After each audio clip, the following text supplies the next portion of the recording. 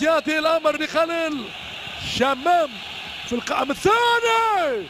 جول جول جول.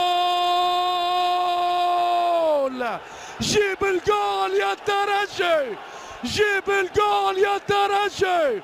شنو هذا يا الترجي؟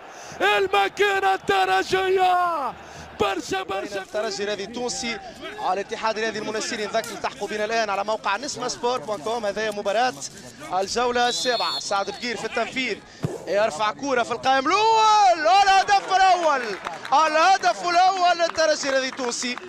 أول عملية خطيرة للترجي. سعد بقير يرفع كرة في الشباك.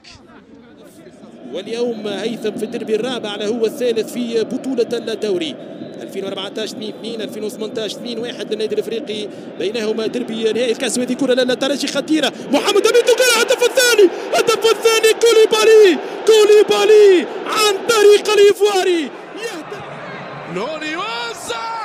جول جول.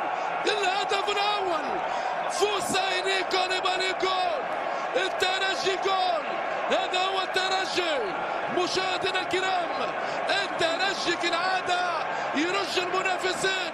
نتيجة المباراة و9 دقائق لعب في اللقاء. يوزع كرة بلال بن ساحة في القائم الثاني. الرأسية، الدفاع خطيرة والهدف الأول. جول جول جول جول. الترجي الرياضي التونسي يفتتح النتيجة عن طريق الكوبرا ليفواري. فوسيني كوليبالي يلقى روحه وحده داخل 18 ويغالط كولي. الهدف الأول لصالح الترجي بإمضاء فوسيني كوليبالي بعد توزيعه. كوليبالي غالط خميس الثامري يعطي الأسبقية للترجي. شوفوا الإعادة باليسار على يمين خميس الثامري.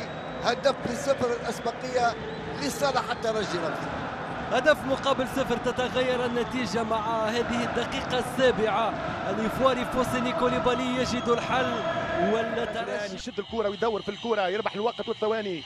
ترجع الكرة كوليبالي، كوليبالي حط الكرة كوليبالي خطيرة جدا. يمشي كوليبالي وهدف الثاني للترجي الرياضي. الترجي الرياضي يسجل هدف الدومي فينال عن طريق فوسيني كوليبالي. الترجي الرياضي يسجل هدف النصف النهائي عن طريق فوسيني كوليبالي. هذا الترجي ماهوش عادي، هذا الترجي ماهوش عادي.